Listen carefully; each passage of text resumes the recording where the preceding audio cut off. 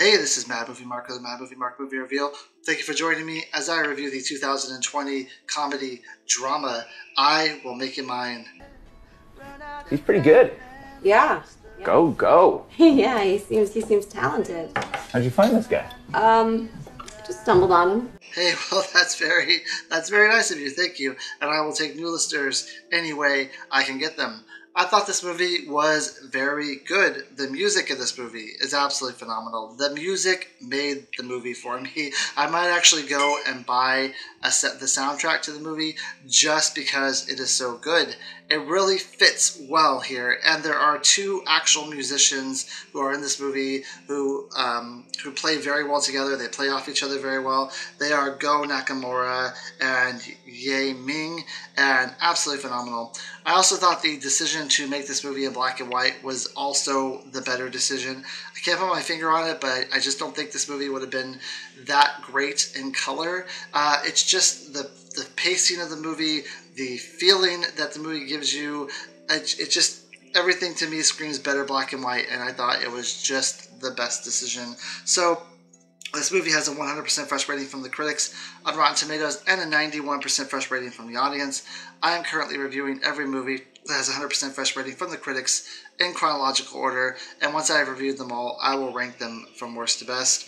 This movie revolves around three women. One is Rachel, who they all knew the main character, the main guy in the movie named Go. They all knew him when they were younger, whether it was high school or maybe a little bit earlier in life. And they all still have feelings for him. They all still have this what if type in their brain, like what if we pursued a relationship, or what if the relationship actually worked out, and that still kind of plays in the back of their mind every day. Now, Rachel is someone who is married, but her husband is cheating on her, and she, after learning that her husband's been cheating on her, she kind of has been watching YouTube videos of Go and remembering the kind of life that they once had, kind of trying to think about maybe if she should try to rekindle that relationship, but also realizing that she is married and trying to hide all of that from her husband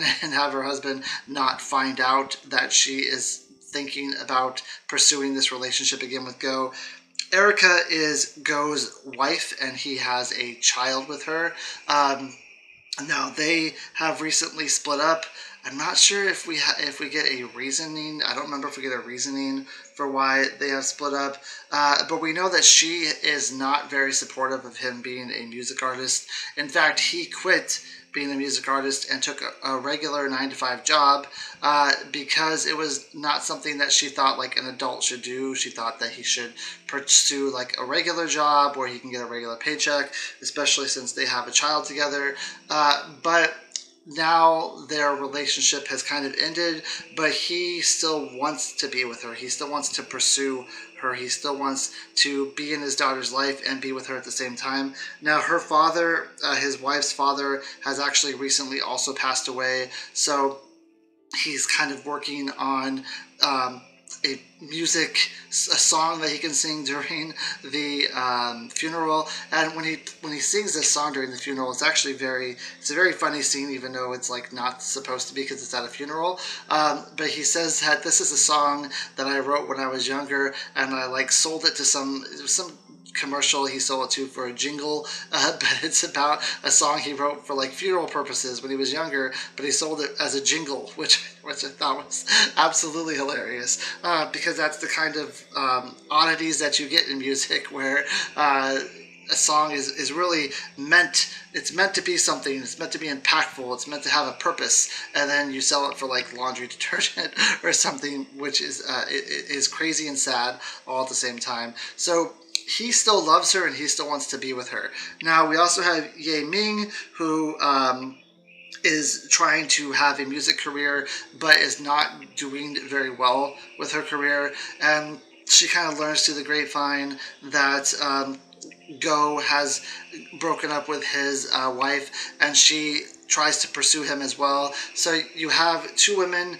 who knew him when he was younger. I think Ye Ming used to play with him in like a band. They used to play music together, and they both want to try to pursue him, and he kind of just wants to try to rekindle this relationship with his wife. But since he has broken up with his wife, he doesn't really have a place to stay, or he does have a place to stay. It's like a hotel, but it's not the best situation.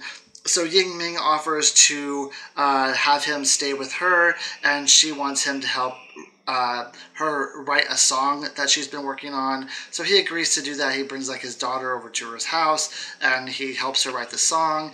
At the same time, Rachel asks if they can hang out together, and they end up hanging out like at a hotel, but nothing really happens between them.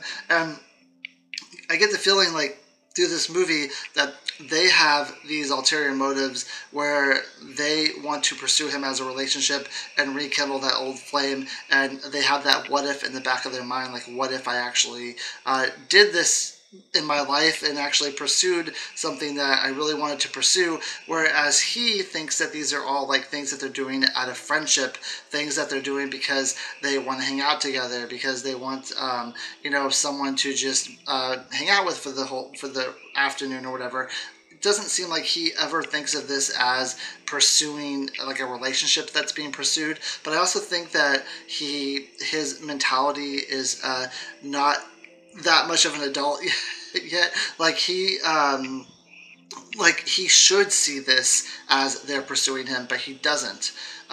It doesn't occur to him that that's what's happening, even though it's pretty plain to see, at least with Yi Ming, that is definitely what's happening. She's definitely pursuing him. And there's even later on in the movie where Rachel comes to visit him at Yi Ming's house, where she gets obviously jealous that another girl is over there and seeing him. And there's also a point where Rachel tries to kiss him, and it becomes weird because he is not expecting that. Like he has said to have a crush on Rachel since he was young, and but it's not something that he is looking to pursue because he just broke up with his wife, and it's still really wrong. It's still something that he's not over with yet. In fact, it's still a relationship that he wants to pursue. So they're definitely all on different pages with him. He's in a completely different book. He is on such a different page with these women. And it seems like they're making assumptions about what he wants and what he wants to pursue that aren't true, and he's not doing any favors by allowing himself to stay at her house, by allowing himself to go over to a hotel with this girl who's married while he's while his relationship is kind of on the rocks. These are all red flags where he should see that this is a bad situation that he's getting into, and a bad situation that he's putting himself in. But I don't know if he just thinks about himself and he doesn't care about what these women might be going through, or what their thought processes are, or what they actually want out of this, or if he just doesn't see it. Like, I have no idea. It's hard to understand what his motivations are and what he actually seeing things actually through his lens and what he thinks these relationships are going to be. So I won't spoil it in the movie. I won't tell you who he ends up with and how that ends up fleshing out. I will say that you probably during the movie are maybe taking someone's side where you're like, I really want him to be with this girl, or I really want him to be with her, or I just want him to get back with his wife type of thing. And throughout the movie, his wife also has a very good arc. Like, I think to me, I was focused so much on the other two girls, on Rachel and Ying Ming and what they were doing, because I thought that the relationship with his wife was just over and it wasn't going anywhere. But her arc towards the end of the movie, like, she really learns who Go is. She really learns like what he needs out of a relationship, what she needs out of a relationship, what she was giving and what she wasn't giving out of the relationship. And she really is able to tell like how she needs to patch this relationship up and how she needs it to work, and she wants it to work. Like, at the end of the movie, she wants him in her life, and she wants to find a way to make it happen. And I thought that her arc and at the end of the movie, I thought her character was probably the better character of the three women in the movie, just because I feel like that's the person he wanted to be with. There was no like ill intent on her part. There was she was the most realistic, I thought, of all the women in this movie. But it's fair, I think, to root for the other two women as well, because of how likable they are. The other two women I thought were very likable, especially for Rachel. It makes her, I thought she had the least personality of the three, but I thought she was incredibly likable just because of what she's going through with her husband and the fact that her husband is cheating on her, and you can feel sorry for her and you can feel bad for her and you can root for her, like that she can take back her life and be with someone else and be happy. It's very easy to root for any of these women and to hope that he winds up with any of these women in the movie. But I did kind of feel I don't want to say sorry for him, but I did kind of feel that it was weird that he wasn't getting these signals from them and that he wasn't actually understanding what they were trying to accomplish and what they were pursuing. But all in all, I thought this movie was really good. Like I said, the music is fantastic. The acting is very good. I love the fact that it was a black and white. And at the end of the day, I'm going to give this movie an 8 out of 10. Thank you. I hope you join me next time when I review a movie called Freeland.